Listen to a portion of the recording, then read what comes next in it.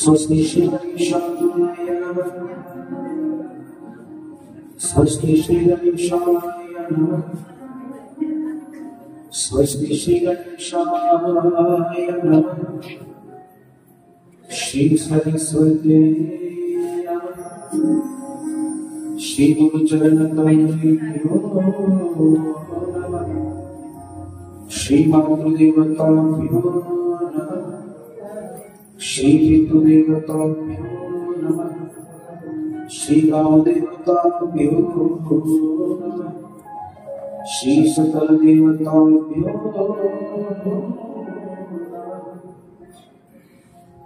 बहुत मोठ्या वाक्याने आपल्या मनाला आणि वाणीला पवित्र करण्यासाठी काही क्षण प्रभूचं स्मरण एक साथ शिळा देतो.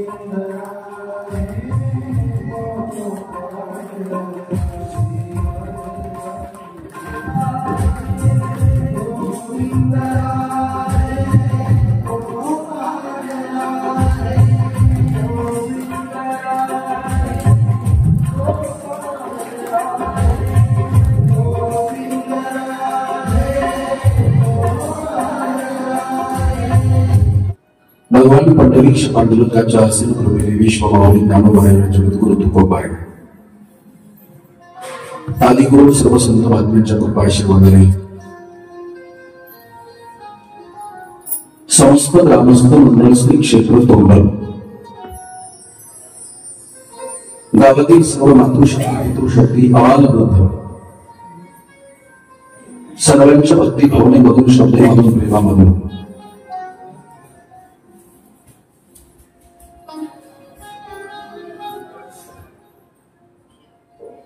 सर्वांच्या एकोप्याने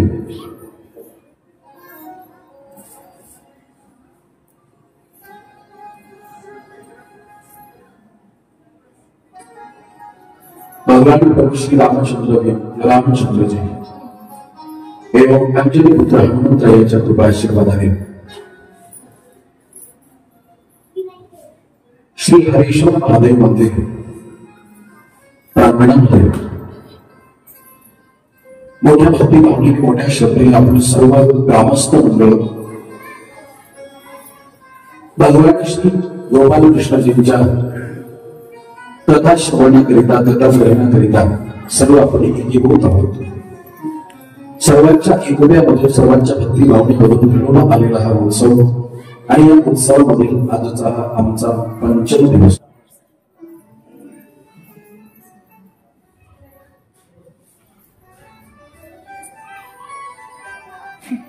या उत्सवामधील आजचा आमचा पंचम दिवस 5वा दिवस सप्ताह श्रवण विधी कुमारी तंत्र भाषिका पंचम दिवसाच्या कथेला प्रारंभ करतो. त्या अगोदर माझ्या समोर बसलेला प्रत्येक श्रोतावयाने लहान असो मोठा असो अबाल असो वृद्ध असो मग सर्वांच्या हृदयामध्ये प्रभूंचं वास्तव्य म्हणून आपण इथे विराजमान आहोत. मी पहिल्या दिवशी बोलून गेलोय भगवंताची कथा श्रवण करण्याचा संकल्प जरी मनामध्ये आला फक्त चला महादेवाच्या मंदिरामध्ये भागवत सुरू झालं जायला पाहिजे समजावं भगवंताने आपल्या हृदयामध्ये वास केलाय त्याचं प्रागट्य तो ऑलरेडी आहे पण प्रगट कुठे मनामध्ये संकल्प जरी आला चला कथा श्रवण करायला आमच्या मनामध्ये आमच्या अंतःकरणामध्ये भगवंताचा प्रादुर्भाव इथपर्यंत आला त्याची कृपा. म्हणून प्रत्येक आज माझ्या समोर बसलेला प्रत्येक श्रोता पांडुरंगाप्रमाणे आहे रखुमाईप्रमाणे आहे. कारण श्रोता सर्व सामान्य समजू नका. मी उंच बसलो तुम्ही खाली बसलात म्हणून उंच बसणारा श्रेष्ठ खाली बसणारा कनिष्ठ असं नाही. इथे जेवढं पुण्य मला आहे तेवढंच पुण्य इथे प्रत्येक श्रोत्यांना आहे. तेवढंच पुण्य झाडू मारणारा आहे. तेवढंच पुण्य पंक्तीमध्ये वाढणारा आहे. एवढंच पुण्य देणगी देणारा आहे आणि तेवढंच पुण्य आचार्याला सुद्धा आहे. मग तबा कमजोरी स्वरूपात बनवत असेल तरी ते पुण्य आहे. क्योंकि मेरे नाथ की जो कष्ट मिटवला त्या प्रत्येकाला माझा प्रभू एका दृष्टीने पाहतोय. म्हणून बसलेला प्रत्येक श्रोता मला भगवंत तुल्य आहे. भगवंताच्या रूपामध्ये सर्व माझी मातृशक्ती पितृशक्ती अवाल वृद्ध सर्वांच्या हृदयामध्ये विराजमान असणाऱ्या प्रभूला सर्वप्रथम या व्यासपीठावर मनोभावे वंदन करतोय. माझा सर्वांना सप्रेम राधे राधे. सर्वांना मनोभावे वंदन करून आजच्या कथेकडे वळतोय. कालपर्यंतचा कथा भाग आपण श्रवण करत होतो. भगवान शुक्राचार्य म्हणतात राजा तुला त्या वंशाची कथा सांगतोय ज्या वंशामध्ये भगवान रामचंद्रजी जन्माला आहे. आपण रामायण फक्त जयघोष केला पुढे गेले. कृष्ण जन्म फक्त कृष्ण जन्म करून थांबलोय. मला ज्याला रामायण कळलं त्यालाच माझं भागवत कळलं. रामचरित्र ज्यांनी आचरणामध्ये आणलं त्यालाच कृष्ण चरित्र कळलं. कृष्णा भगवान गोपाल कृष्णजींचं चरित्र कळणं एवढं सोपं नाही. काही पाहत आमच्याकडे येतात काय महाराज काय आज शोभलं का देवाला. माझा आवाज स्पष्ट कळतोय का सर्वांना. काय झालं काय झालं 8 दिवस 16,108 बायका गेल्या. शोभलं का देव देवाला नाव ठेवणारी तिथे तिथे तुमची आमची काय करताय? अरे बाबा, तो दैव आहे. 16 सहस्त्र नारी भोगोनी ब्रह्मचारी. 16 सहस्त्र नारी भोगोनी सुद्धा तो ब्रह्मचारी आहे ना, तो देव आहे. त्याची बरोबरी आम्ही करू शकतोय का? पण लोक नाव ठेवतात, शोधलं का माणूस देवाला? मग देवाने 16,108 बायका गेल्या तर मग आम्ही 2-4 केल्या तर कुठे बिघडलं? करून बघ. एकीला संक्रांतीला साडी घेऊन गेला, दुसरीच्या पुढे आम्ही नादाला लागतो. भगवंताचं चरित्र कळणं फार कठीण आहे. माझ्या रामप्रभूचं जीवन कळण्याशिवाय गोपाल कृष्णजींचं जीवन कळणार नाही. म्हणून रामजींचं चरित्र मर्यादा शिकवतं. मर्यादा पुरुषोत्तम भगवान रामचंद्रजींचं चरित्र आहे. रामायण आम्हाला संपूर्ण जीवन कसं आदर्श बनवावं हे शिकवतं. आणि शेवट कितीही दुःख असले तरी जीवनामध्ये हसत हसत शेवट गुण कसा करायचा हे गोपाल कृष्णजींचं चरित्र शिकवते. प्रेमाने बोला रामायण. माझा तुम्हाला सगळ्यांना प्रश्न आहे, भगवान गोपाल कृष्णजींचा एखादा फोटो असं बघितला आहे का? ज्या फोटोवरती भगवंताचा चेहरा आंबट आहे, बघितला ना? गोपाल कृष्णजींचा चेहरा रडका आहे, तो रडतोय, बघितला का? गोपाल कृष्णजी कधी रडतात? रडताना एखादा फोटो आहे? अच्छा, राम प्रभूला वनवास आहे. रामाला 14 वर्षाचा वनवास आहे. आम्हाला वाटतं राम प्रभूला फार मोठं दुःख आहे, पण ऐका, जेवढं दुःख आणि जेवढे संकट भगवान रामचंद्रजींना होते ना, त्यापेक्षा अधिक पटीने दुःख भगवान गोपाल कृष्णजींच्या जन्मामध्ये होते, त्या अवतारामध्ये होते. विचार करा, भगवान गोपाल कृष्णजी रामजींचा जन्म कुठे झाला? राजमहालामध्ये. गोपाल कृष्णजींचा जन्म मंदिशाळेमध्ये, कारागृहामध्ये, येरवाड्यामध्ये, बरोबर? मग तो इथे येरवाड्यामध्ये. रामचंद्रजी राजमहालामध्ये जन्माला आले आणि ते दिवसा 12ला जन्माला आले. भगवान गोपाल कृष्ण कारागृहामध्ये जन्माला आले, ते रात्रीच्या 12ला जन्माला आले. दोघांचा विरोधाभास करा. भगवान रामचंद्रजी बालपण आनंदाने घालवतात. यांचा जन्म झाल्याबरोबर यांना पडत्या पावसामध्ये, मुसळधार पडत्या पावसामध्ये जन्म झालेल्या लेकराला मथुरेवरनं गोकुळाकडे जावं लागतं, 3 टोपलीमध्ये बसून. किती मोठं दुःख आहे. यमुनाचे वसुदेवजी पार करतात ना, गोकुळामध्ये देऊन ठेवतात. याचं दुःख आणि त्याचं दुःख सांगतो. हळूहळू 7 दिवसाचा पुत्र मांस येते, आपण पुढे ऐकणार आहोत. बालपणी अनेक राक्षस येतात, त्या राक्षसांचं संकट एका जागेवर 3 स्थान बदलतात. 3 स्थान. जेवढं रामाला दुःख आहे ना, त्यापेक्षा अधिक पटीने माझ्या गोपाल कृष्णजींना दुःख आहे. तरी सुद्धा आयुष्यामध्ये कधी रडका चेहरा त्यांनी ठेवला नाही. माझ्या गोपाल कृष्णजींचं चरित्र आम्हाला हे शिकवतं, राजांनो, चाहे कितीही मोठं संकट येऊ द्या, पण त्या संकटाला हसत हसत तोंड देणाराच खरा हिंमतवान माणूस असतो. त्या दुःखाला हसत हसत सहन करा. दुःख तर आलं, पण त्याला हसत हसत संपवा, हे शिकवणारं भगवान गोपाल कृष्णजींचं चरित्र आहे. केवळ कथा नाही ऐकायची, कथेमध्ये मधनं काहीतरी घेऊन जायचं ना. दररोज कथेमधनं काहीतरी न्यायला पाहिजे, काहीतरी घेऊन जायचं. आता काहीतरी घेऊन जायचं म्हटलं, पोलीस पाटील लोक कथा संपल्यानंतर दुसऱ्याचे बुटन चपलाच काहीतरी न्यावं, काहीतरी न्यावं, अरे चांगलं न्यावं, चांगलं न्यावं, चांगलं न्यावं, चांगलं न्यावं. सहज कीर्तनामध्ये बोलले, चांगलं न्यावं, काहीतरी चांगलं न्यावं म्हटलो आणि कथा संपली. कीर्तन संपलं. गाडीमध्ये बसणार, जिथे चप्पल सोडली तिथे बघत होतो, चप्पलच भेटत नव्हती. चप्पल भेटत नाही, आता काय करावं? इकडे तिकडे बघितलं, ड्रायव्हर गाडीत जाऊन बसला. तो जाऊ द्या म्हणलं तर चप्पलच गेली. लोक बिचारे परेशान झाले, बघत होते. म्हणलं राहू द्या, भावनिक असतात, म्हणलं राहू द्या.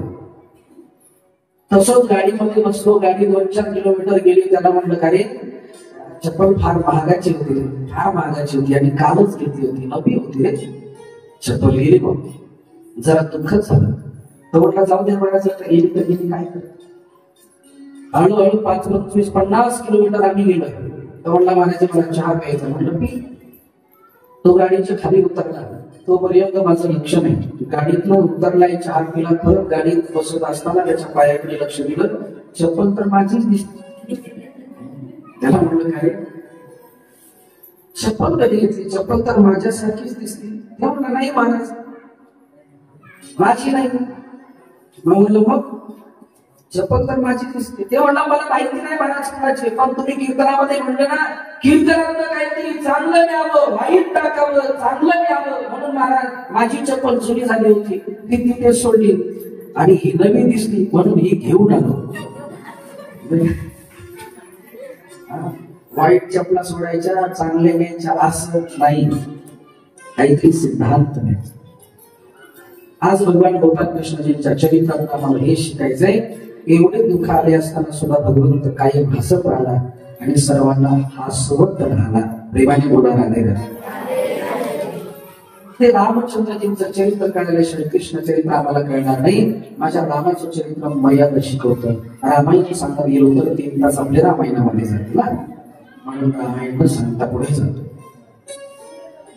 काल आपण मोठ्या आनंदाने, मोठ्या भक्ती भावनेने, मोठ्या श्रद्धेने गोपाल कृष्णजींचा जन्म उत्सव साजरा केलाय.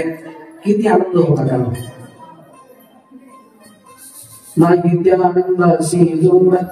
किती आनंद. कधीच बिचारी माझी माऊली तिने नृत्य केलं नसेल, कधीच आमचे बाबा त्यांनी आयुष्यामध्ये नृत्य केलं नसेल. पण काल भगवंताच्या दरबारामध्ये मी आजीला 3-4 दिवस झाले पाहतोय. एवढी म्हातारी झाली, कमरेतनं वाकली, पण अशा गोड पावल्या खेळते, गोड पावल्या खेळते. तुका म्हणे ऑक्सिजन नाही, काय म्हणता येत, लोक काय म्हणतील याचा विचार करत नाही, विचारी पण आनंद येते. याला म्हणतात परमार्थ. मीराजीने जर लोकांचा विचार केला असता तर मीराजीला जगाचा बाप भेटला नसता. मीराजी कधीच लोकांचा विचार करत नाहीये, फक्त घुमून मीरा नाचीने. तसं इथे काल बघतोय, सर्व आनंद घेतो. ते जागा कमी पडली, नावेलाच आहे.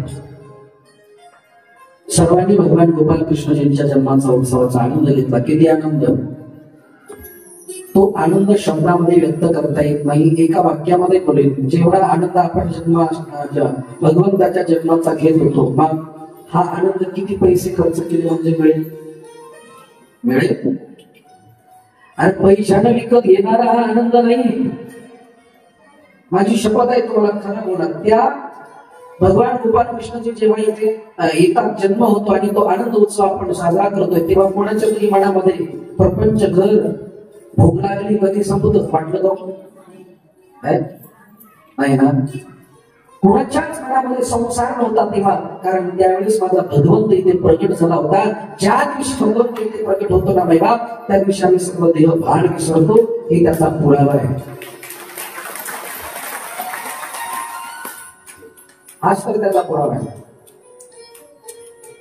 किती आनंद घेतलाय. सर्व थैथे नाचत होती. उर्वरित आनंद आपण पाहणार आहोत. ऐका, आपण जन्माष्टमीच्या दिवशी सविस्तर कथा पाहूया. पण कथा सोडता येत नाही म्हणून स्पर्श करून जातो. 9 महिने 9 दिवस भगवंत यशोदा मातेच्या गोदीमध्ये, उदरामध्ये नाही, देवकी मातेच्या उदरामध्ये राहतात. सगळ्यांना कथा पाठ आहे. भगवान जेव्हा प्रगट होतात आणि मथुरा गोकुळामध्ये येतात ना, ज्यावेळेस भगवंत गोकुळामध्ये येतात, यशोदा मातेची ननंद नाव आहे सुनंदा. ननंद कुणाला म्हणतात? मिस्टरांच्या बहिणीला. बरेचसे महाराष्ट्रीयन आपले महाराज मंडळी सांगतात सुनंदा नावाची दासी आली, सुनंदा नावाची दासी आली. सुनंदा नावाची दासी नाही, नंद बाबाची ननंद आहे, नंद बाबाची बहीण आहे. नवनंद आणि दोन त्यांच्या बहिणी, एकीचं नाव नंदा आणि दुसरी सुनंदा. ती सुनंदा नावाची दासी 6 महिन्यापासून भगवान मा यशोदेच्या सेवेमध्ये आणि माझी बहिणी म्हातारपणी गर्भवती राहिली. तिला म्हातारपणी पुत्र होतोय, म्हातारपणी अपत्य माझ्या दादाच्या घरी होते. 6 महिन्यापासून आपल्या बहिणीच्या सेवेकरीत आली, आपल्या बहिणीची सेवा करते आहे. पण मला 9 महिने 9 दिवस पूर्ण होतात आणि भगवंताची माया येते ना, प्रगट होते ना. सर्व मायेच्या जोराने शांत झोपतात. सुनंदाई झोपते, माय यशोदा झोपते. माया कधी प्रगट होते कळत नाही. तेवढ्यामध्ये वसुदेवजी येतात आणि भगवंताला यशोदा मातेच्या गोदीमध्ये ठेवतात. माईला केव्हा घेऊन जातात कोणालाच माहिती नाही. टीव्ही मध्ये जे दाखवत करतात, वसुदेवजी येतात, नंदबाबाकडे कृष्णाला देतात, माईला घेऊन जातात, असं नाही. तो मायापती आहे. केव्हा आला आणि केव्हा गेला कोणालाच माहिती नाही, कोणालाच माहिती. यशोदा मातेच्या गोदीमध्ये ते बालक झोपलंय. अरे 9 महिने 9 दिवस पूर्ण झाले म्हणून सुनंदा सकाळी सकाळी गडबडीने उठते, पाहते तर सकाळचे 4 वाजता. मला एवढी गाढ झोप कशी लागली असेल? अरे माझ्या बहिणीची प्रसूतीची वेळ जवळ आली, मी काय करते ते म्हणून धावत पळत आपल्या बहिणीच्या बाळाकडे जाते आणि खिडकीतून पाहते तर आपल्या बहिणीच्या गोदीमध्ये नीलमणी, अगदी नीलमणी, त्याचे डोळे हरणासारखे चमचम चमचम चमकणारे एक बालक पाहते. पण त्या बालकाच्या अंगावरती शॉल आहे, पिवळी शॉल. धावत पळत मध्ये जाते, त्या बालकाला पाहते आणि पाहतच राहते. का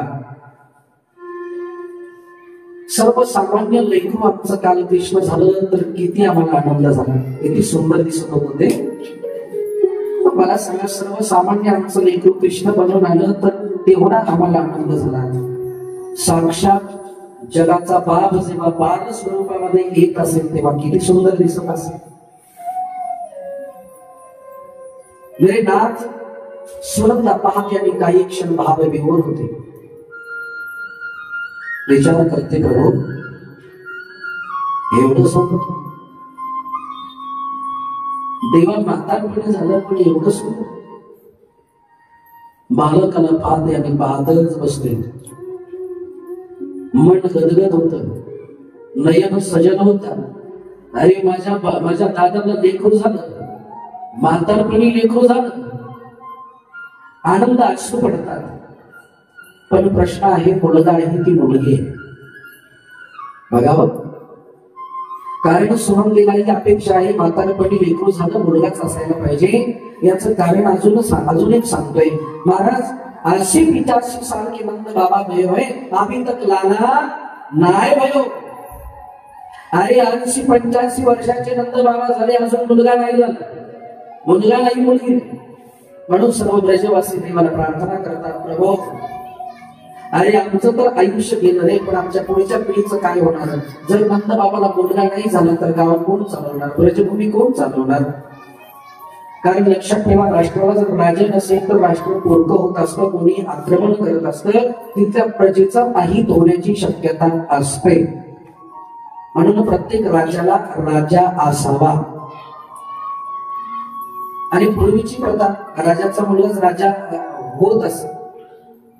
आता नंद बाबा गेल्यानंतर आम्हाला राजा कोण नाही, कोण राजा आहे? म्हणून सर्व ब्रजवासी मुळे भावडे विचारे देवाला प्रार्थना करतात आणि देवाला म्हणतात, प्रभू आमच्या नंद बाबाला पुत्र भावा सर्वांची आमची अपेक्षा ठेवा. जर आम्ही आयुष्यामध्ये काही पुण्य केलं असेल,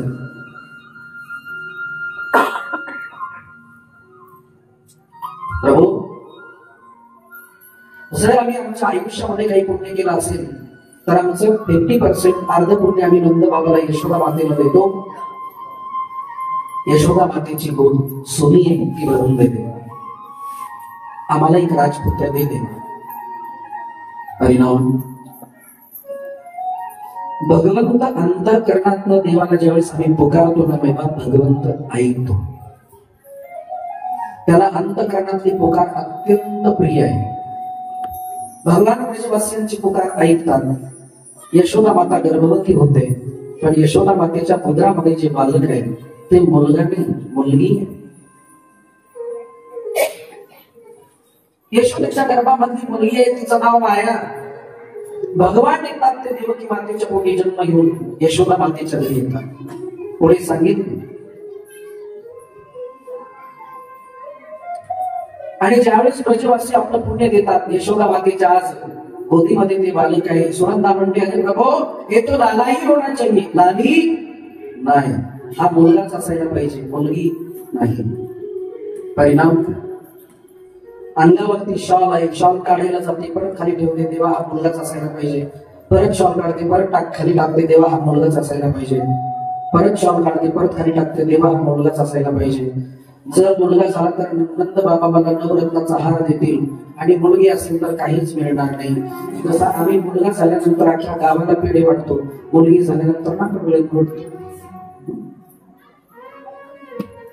यही नियम है ना. हा देवा मुलगा असायला पाहिजे. युट्यूब असा माझे व्हिडिओ भरपूर आहेत. देवा हा मुलगाच असायला पाहिजे, मुलगी नसायला पाहिजे. ज्यावेळेस शॉल घालते पाहते मुलगा आहे, आणि आता सुनंदा येते नाचत चालले. अरे हाय गयो हाय गयो हाय गयो हाय गयो हाय गयो.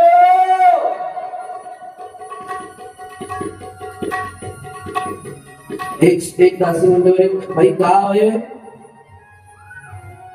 नंतर लक्ष देतो तिच्या. मी जर हिला आधी सांगितलं तर नंद बाबाला ही आधी सांगेल, आणि नंद बाबा हिला नवरत्नाचा हार देतील. म्हणून शांत बसते तिलाच म्हणजे कचनाय वय चुप कर, आणि धावत पळत नंद बाबाकडे जातात. नंद बाबा काय करतात, माळाजोडी असते ना, वृंदावनाची गेली त्यांना माहिती. माळाजोडी देतात, माळाजोडीवरती गाईच्या मोठ्यामध्ये भजन करतात, माळाजोडीवरती जाप करतात, जे माळेवरती जाप करतात.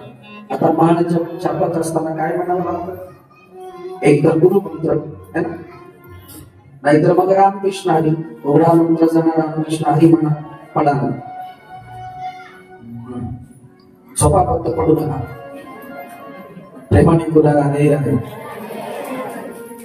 आता जड चाललंय का, जेवण तर आले ना सर, नाही ना, लक्ष द्या फार बोल.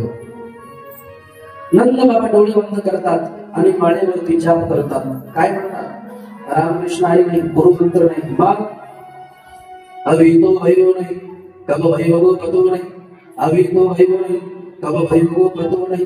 एवढीच भाषा आहे. मराठीत सांगतो, अजून तर झाला नाही, केव्हा होणार माहित नाही.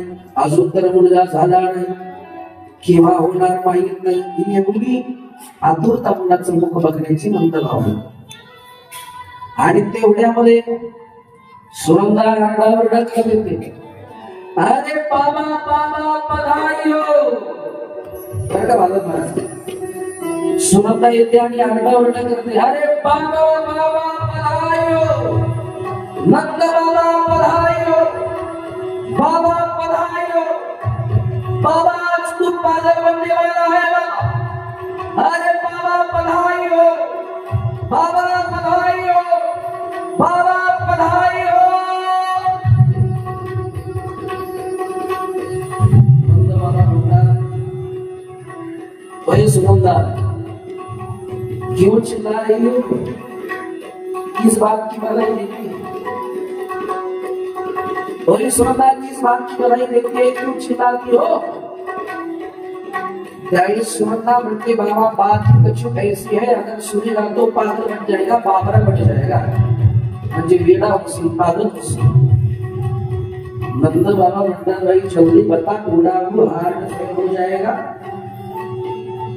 सुनंदा म्हणते, बाबा खबर तो सुना दूंगी, पहले तुम्हें बता दे, तू तुम्हें का दोगा, का दे देगा, क्या दे देगा, का दोगे बाबा बता.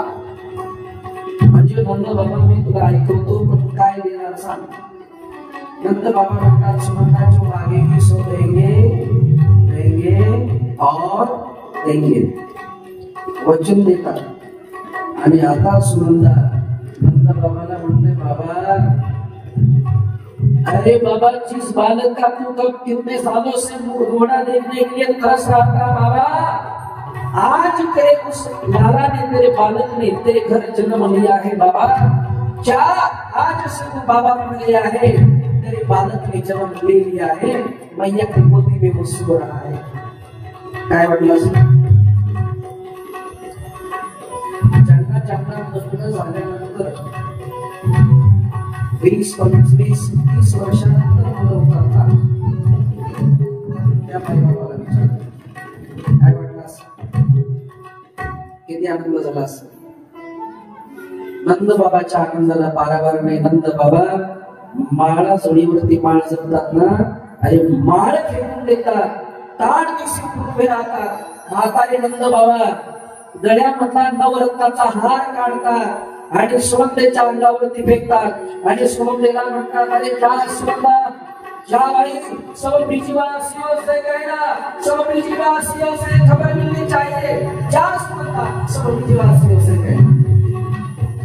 आणि आता सुगंधा जाते, सुगंधा प्रत्येक चौकामध्ये जाते आणि प्रत्येक चौकामध्ये जाऊन डबके देते. चौकामध्ये जाऊन उभी राहते आणि सुगंधा बोलते, अरे सुनो सुनो सुनो ब्रिजवासियों सुनो, नंदा रानी के बड़े सुंदर नारायण कलमलियो है.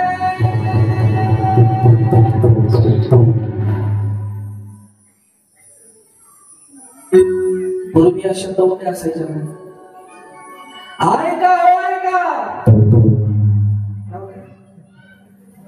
ऐका नंदबाबाच्या घरी फार सुंदर बालकाने जन्म घेतला हो. पूर्वी अशी नवली असायची ना गावामध्ये, आपल्या पूर्ण गावामध्ये कथा असेल, साऊंड नसायचा. मग चौकामध्ये जायचं आणि काय करायचं, चौकामध्ये जाऊन ते डबडे घेणार, डबडे घ्यायचं, वाजवायचं. ऐका आपल्या तोंडगळ्यामध्ये 9 तारखेपासून 15 तारखेपर्यंत श्रीमद भागवत कथा होणार आहे हो.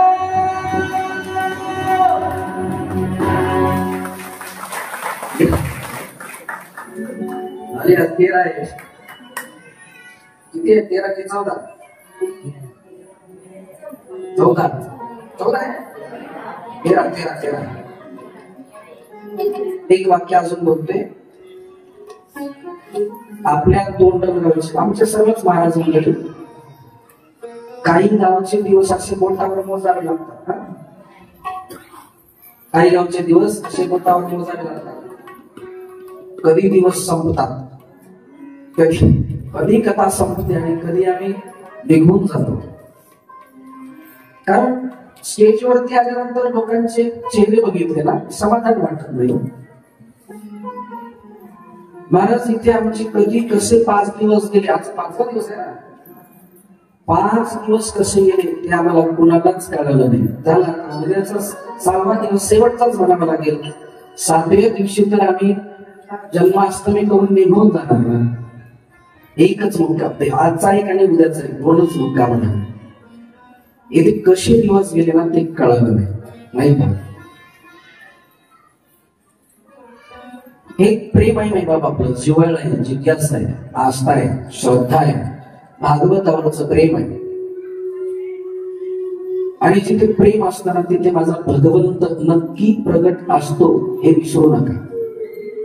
आणि जिथे केवळ स्वार्थ असतो हे तुमचं प्रेम आहे. मग तुम्ही जो प्रयत्न केला, जो तुमचा अट्टहास आहे, महाराज आम्हालाही वाटलं, आमच्या गावाला सगळ्यांना भगवान गोपाल कृष्णाची कथा ऐकायला मिळाली. हा प्रयत्न तुमचा प्रामाणिक होता आणि या प्रामाणिक प्रयत्नाला हे तुमचं यश आहे. इथे जागा बसायला मिळत नाही म्हणून बाहेर जमेल का, याचा अर्थ आधी आपल्याला वाटलंही नसेल, मलाही वाटलं नाही पहिल्या दिवशी हा पेन लावून नाही वाटलं.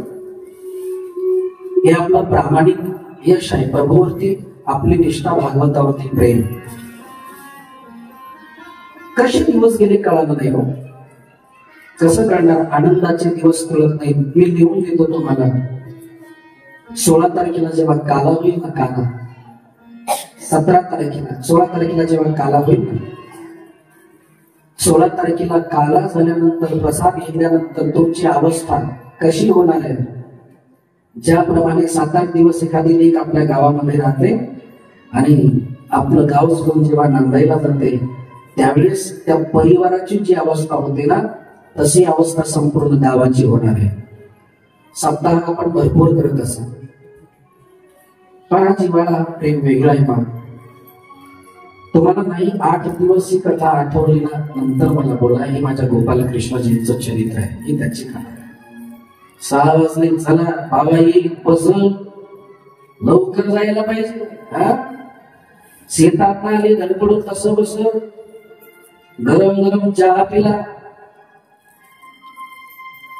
विस्कटलेले केस, हातपाय धुतले, विस्कटलेले केस, वेणी फणी कशी बशी केली आणि धावत पडत मंदिराकडे आलो.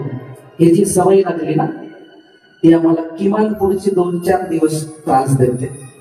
हे माझ्या प्रभूचं प्रेम. कसे दिवस गेले 5 दिवस कळालं नाही. झाले आता उद्याचा महत्वाचा परमेश्वर आम्ही विदाई केला. म्हणून ऐक बाई बाप, आनंदाचे दिवस फार दिवस टिकत नसतात. आनंदाचे दिवस चुटकी सरशी निघून जातात आणि दुःखाचे दिवस कधी आमचा पिछा सोडत नसतात. म्हणून सर्व प्रजेवासीयांना आनंद आहे ना. पूर्वीच्या डौंडी असायची, पूर्वी माईक साऊंड नसायचा, डौंडी असायची. तशी सुनंदा प्रत्येक चौकामध्ये जाते, डौंडी देते. आणि ज्यावेळेस डौंडी देते सर्व गोपिकांना कळतं. सर्व गोपिका म्हणतात, आहे ज्या क्षणाची आपण वाट बघत होतो तो क्षण आलाय. आणि सर्व गोपिका नटून थटून शृंगार करून आज यशोदेच्या दाराकडे येतात. श्रृंगार करून नटून थटून शृंगार करून यशोदेच्या दाराकडे येतात. गवळण म्हणून ती गवळणीला पुत्र झाला यशोदेला. आपण काही कीर्तनामध्ये सविस्तर अजून पाहणार आहोत. सर्व गोपिका येतात, यशोदेला बधाई देतात आणि किती आनंद घेतात तो काल आपण आनंद घेतलाय. अष्टमीच्या रात्री यमुनेच्या काठी गोकुळावतर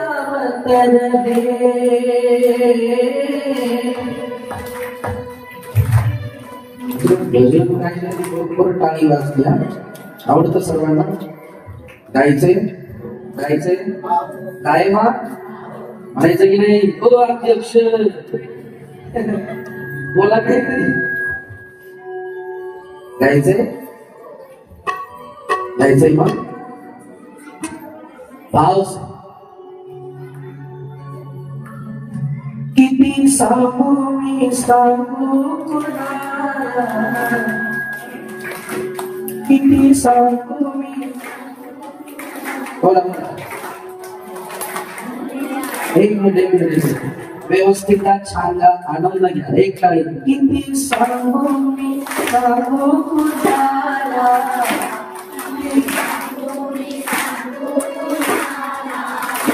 हे बघा एक मिनिट मागे म्हणा. उभं राहून नृत्य करण्याची गरज नाही, जागेचा टाळी वाजवा. फक्त माझ्याकडे बघा, पाठीमागे बोल.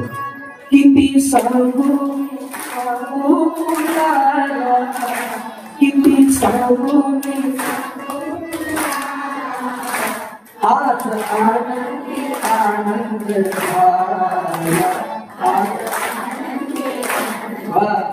पाठीमागे बोला. किती सांगू मी, हो किती सांगू मी, किती सांगू मी, किती सांगू मी सांगू. आज आनंदी आनंद, आज आनंदी आनंद. किती सांगू मी सांगू, किती सांगू मी सांगू. आज आनंदी आनंद, आनंदी आनंद.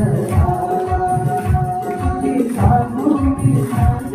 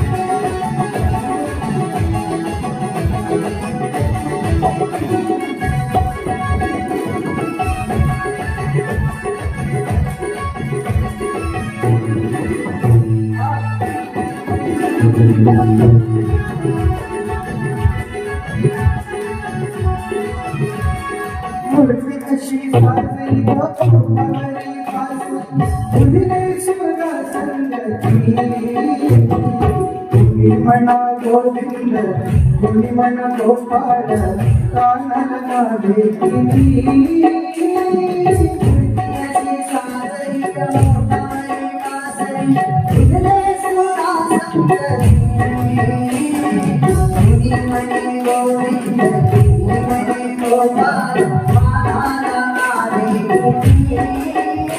रोज थोड्यात गोप बाळेचं रोज थोड्यात गोप बाळेचं साज सकाळी गोपाळ आज आनंदी आनंद आज आनंदी आनंद सुखी सागुनी सागुना सागुनी सागुना आज आनंदी आनंद आज आनंदी आनंद